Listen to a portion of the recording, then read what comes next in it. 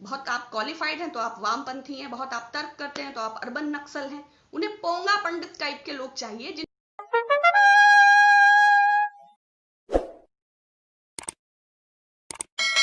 नमस्कार आप सबको।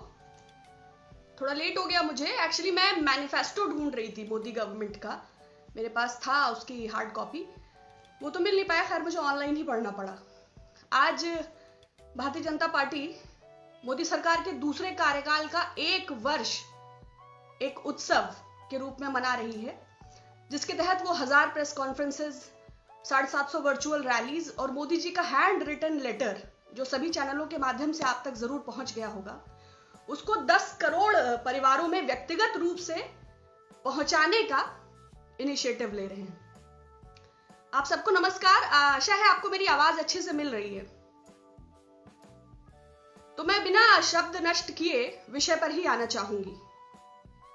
पहले तो हम सनातन में ये परंपरा है कि यदि परिवार में कोई मृत्यु होती है तो विवाह हो या एंगेजमेंट हो या कोई बर्थडे हो, कोई फंक्शन होता है तो हम साल भर उसे टालते हैं, गमी कहते हैं बरसी के बाद। या आज जबकि लाखों मजदूर सड़कों पर है, 50 से ज्यादा ट्रेनों में मृत्यु को प्राप्त हो गए, किसी की लाश बाथरूम में, किसी की प्लेटफॉर्म पे, किसी की ट्रेनों में। 400 से ज्यादा हाईवेज पर भूखे प्यासे हम सब मजदूरों की त्रासदी को प्रतिदिन देख रहे हैं। कोरोना के संक्रमण के आंकड़े भी 1.5 लाख के पार हैं। अर्थव्यवस्था वेंटिलेटर पे है, विकास का पता नहीं, और बेरोजगारी 45 साल में सबसे ज्यादा है। इस पर मैं जाना नहीं चाहूंगी, लेकिन जो देश के वर्तमान हालात हैं, ऐसी स्थिति में जबकि लाखों परिवार भोजन के लिए भटक रहे हैं और वो करोड़ों लोग, वो 40 करोड़ जो गरीबी रेखा के नीचे गए और वो 12.5 करोड़ जिन्होंने अपनी नौकरी गंवा दी, 4 लाख से ज्यादा तो सिर्फ आगरा के जूता उद्योग में है, तमाम स्टील उद्योग में 30,000 से ज्यादा है, पीतल के कारोबार में तमाम है, बुनकर, कारीगर, हस्तशिल्पी, मिट्टी के, बांस के, लकड़ी के काम करने वाले लाखों करोड़ों लोग जिन्होंने 60 दिन से 60 रुपया भी नहीं कमाया है। देश इस आपदा, इस संकट से जूझ रहा है, इतनी बड़ी त्रासदी उसके सामने है, मोदी सरकार को उत्सव और जश्न सूझ रहा है। तो ये बहुत ही विशुद्ध व्यावसायिक स्टेप है, विशुद्ध राजनीतिक भी नहीं, विशुद्ध व्यावसायिक। ये उनकी कमर्शियल सोच को दर्शाता है कि किस प्रकार उनका हृदय करुणा विहीन है और भारत माता की संतानें जब इस समय कराह रही हैं, जबकि लाखों करोड़ों लोग इस आपदा से डायरेक्टली इनडायरेक्टली इन्वॉल्व हैं। एमएसएमईज का 25% लगभग 1.27 करोड़ खत्म हो चुका है, स्टार्टअप्स खत्म हो चुके हैं, एंटरप्रेन्योरशिप एकदम किनारे है, तब सरकार इसको सेलिब्रेट कर रही है। तो ये दुर्भाग्यपूर्ण है, ये शर्म की बात है। दूसरा, मोदी जी का लेटर आपने जरूर देखा होगा, उसके 4 पॉइंट्स मैंने लिखे हैं, आई वुड लाइक टू उस पर मैं जरूर कहना चाहूंगी। हालांकि मोदी जी आत्ममुग्ध, आत्म प्रशंसक और अहंकारी भी कह सकती हूं, क्योंकि चाहे विपक्ष हो, चाहे राज्य सरकारें हो, चाहे उनका स्वयं का मंत्रिमंडल, वो किसी भी बात को डिस्कस करना, वो उसको इंप्लीमेंट करते हैं। जो कुप्रबंधन हम देख रहे हैं, जो इस त्रासदी के हम सब जिम्मेदार हैं। अब 4 लॉकडाउन के बाद भी ये नहीं बताया इन प्रेस कॉन्फ्रेंसेज में, इस लेटर में, कि लॉकडाउन की एग्जिट पॉलिसी क्या है, टेस्टिंग क्यों नहीं इंक्रीज हो रही है। लेकिन खैर, लेटर में 4 बातें हैं और गवर्नेंस पे कुछ नहीं कहना मुझे, that is already legal, corruption is new governance. Golden chapter in history of Indian democracy, तो निश्चय ही बिल्कुल गोल्डन चैप्टर तो ये है। पहले कभी ऐसा नहीं हुआ कि संसद में निर्वाचित सांसद के तौर पर आतंकी प्रज्ञा ठाकुर जैसा कोई व्यक्ति शपथ ले, गोडसे जिंदाबाद का नारा लगे, कोई चर्चा ना हो, महात्मा गांधी जी के पोस्टर पे गोली मारी जाए और वो सोशल मीडिया पे वायरल हो, जस्टिफाई करे एक बहुत बड़ा तबका आईटी सेल के माध्यम से। तो बिल्कुल ये गोल्डन चैप्टर है इंडियन डेमोक्रेसी का। मैं सहमत हूं मोदी जी से। इतनी भारी मात्रा में कभी मौलिक अधिकारों का हनन नहीं हुआ, इतनी भारी मात्रा में लोगों पर कभी अतिक्रमण नहीं हुआ, ना दलितों पर, ना अनुसूचितों पर, ना कामगारों पर, ना प्रवासी मजदूरों पर, ना किसानों पर, ना अल्पसंख्यकों पर। तो डेफिनेटली ये गोल्डन चैप्टर है इंडियन डेमोक्रेसी का। मैं मोदी जी से सहमत हूं, वो एक नया एरा लेके आए हैं। दूसरा, migrant undergone tremendous suffering. Thank you so much our dear kind prime minister, finally he realised कि मजदूर जो है वो तपस्या के बाद ही उन्होंने आज दूसरा शब्द इस्तेमाल किया कि उन्हें सफरिंग हुई, उन्हें मिजरी हुई। बहुत अच्छा लगता अगर आप बताते कि आपके 3 घंटे 40 मिनट और बिना राज्य सरकारों और विपक्ष से डिस्कस किए इस नमस्ते ट्रंप और मध्य प्रदेश सरकार के गिराने के कारणों के चलते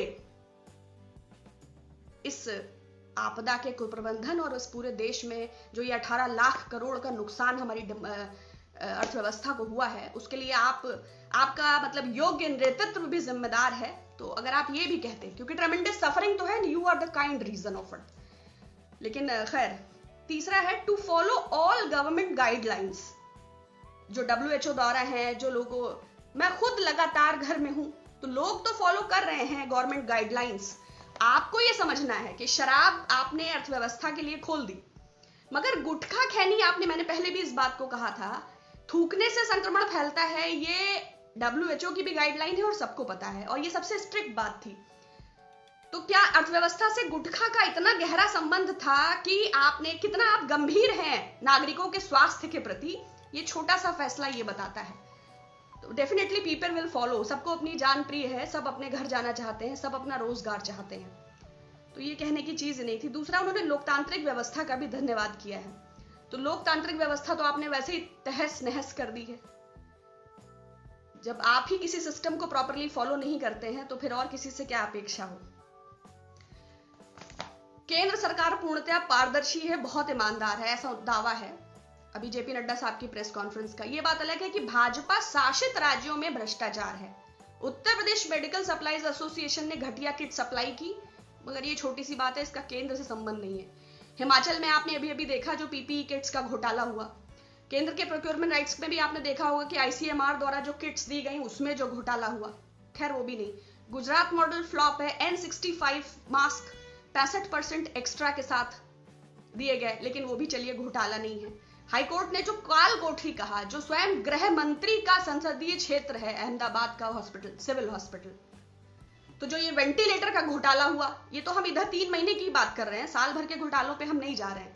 तो ना आप हिमाचल पे बोलेंगे, ना आप उत्तर प्रदेश पे बोलेंगे, ना आप गुजरात पे बोलेंगे, ना N95 मास्क पे बोलेंगे, ना ICMR पे बोलेंगे।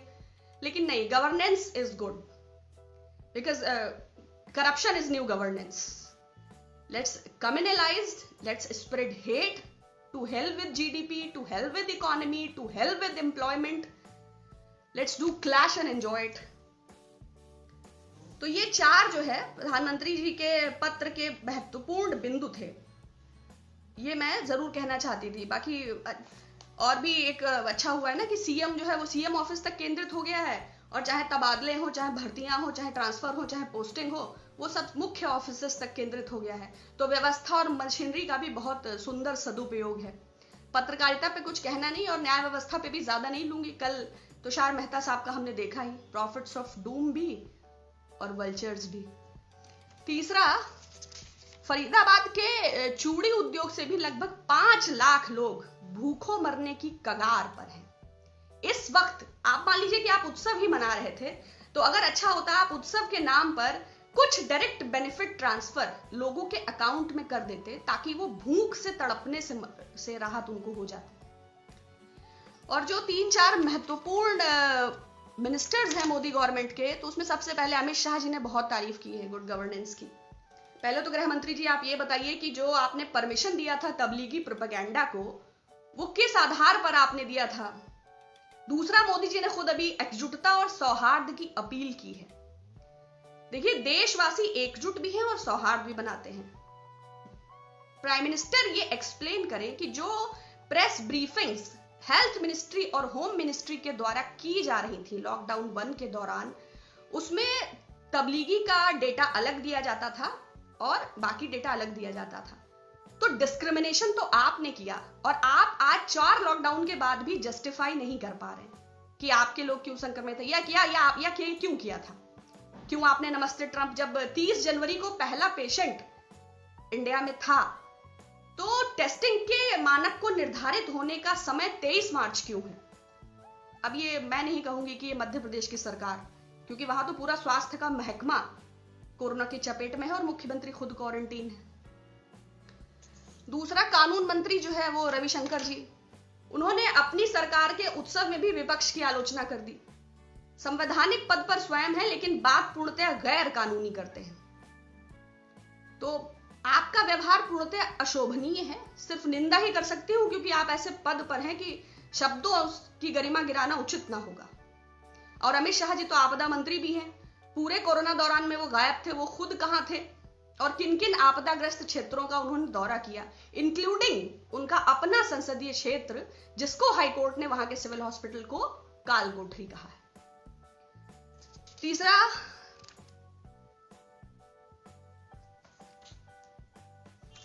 विपक्ष के रवैये को संवैधानिक और मौलिक गैर कानूनी कह रहे हैं। मतलब अपने अधिकारों का इस्तेमाल करने के पहले भी भारतीय जनता पार्टी की परमिशन लेनी होगी। That's really funny and very amazing. 6 साल में आपने जो किया है वो देश बहुत अच्छे से देख सकता है।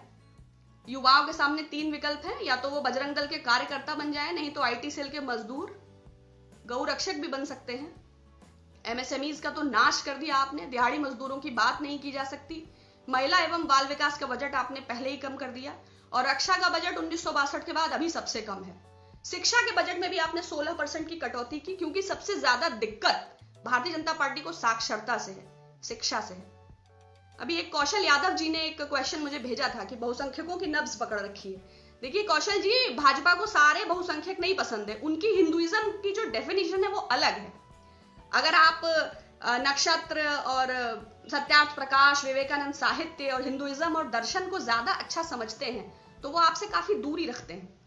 बहुत आप क्वालिफाइड हैं तो आप वामपंथी हैं, बहुत आप तर्क करते हैं तो आप अर्बन नक्सल हैं। उन्हें पोंगा पंडित टाइप के लोग चाहिए जिनको वो समझा दें कि अगहन के बाद पूस है तो बैसाख के बाद जेठ है, तो अष्टमी उजियारी है कि अंधियारी है, तो वो चल पड़े डंडा लेके। They want that kind of people. तो एनीवेज, ये दुखद है और शर्मनाक है कि भारतीय जनता पार्टी अपने इस दूसरे कार्यकाल के 1 वर्ष को उत्सव के रूप में इस समय मना रही है जबकि देश इस भयानक आपदा से बीत रहा है। ठीक है, 31% लोगों ने 14 में वोट दिया, 38% लोगों ने आपको 19 में वोट दिया, आपको अच्छा मैंडेट मिला, लेकिन आप जनता की अपेक्षाओं पर खरे नहीं उतरते क्योंकि पूंजीपतियों को छोड़ दिया जाए तो आबादी के एक बड़े हिस्से, लगभग 70%, चाहे वो अफ्लुएंट क्लास हो, चाहे वो मिडिल क्लास हो, चाहे वो लोअर मिडिल क्लास हो, चाहे वो श्रमिक मजदूर कामगार इत्यादि हो, आप उनके हितों की परवाह नहीं करते। और वो 2 वक्त की रोटी कमाने वाले लोग ये नहीं समझ सकते कि निगमीकरण और निजीकरण में फर्क क्या है। क्यों आप अंतरिक्ष और न्यूक्लियर और डिफेंस और सीरियस सिक्योरिटी रेमिफिकेशंस फील्ड्स को टच करके, या कॉर्पोरेट्स को आप क्या कर रहे हैं? आप अकाउंट्स में पैसे नहीं दे पाए मगर 68,000 करोड़ आपने माफ कर दिया। तो बहुत बड़ी श्रृंखला है आपके उन हिडन कारनामों की जिसको आपने समानांतर तथ्यों से छुपा रखा है। लेकिन फिर भी मैं आपको शुभकामना नहीं देती हूं और मैं इस उत्सव को शर्मनाक कहती हूं और इस कार्यकाल को भी। आशा है कि आप कुछ सबक लेंगे और कुछ बेहतर करेंगे, लोगों के अकाउंट में पैसा ट्रांसफर करेंगे, उन auto drivers, taxi drivers, e rickshaw चालकों की परवाह करेंगे जिनके वाहन 60 दिनों से घर पे खड़े हैं, उन 7 करोड़ शॉपकीपर्स के बारे में सोचेंगे जो अपनी दुकानें खोल नहीं पा रहे हैं, उन लाखों करोड़ों मजदूर और श्रमिकों के बारे में सोचेंगे जो मौत की कगार पर खड़े हैं। बहुत आभार आप सबका, बहुत धन्यवाद। Thank you so much.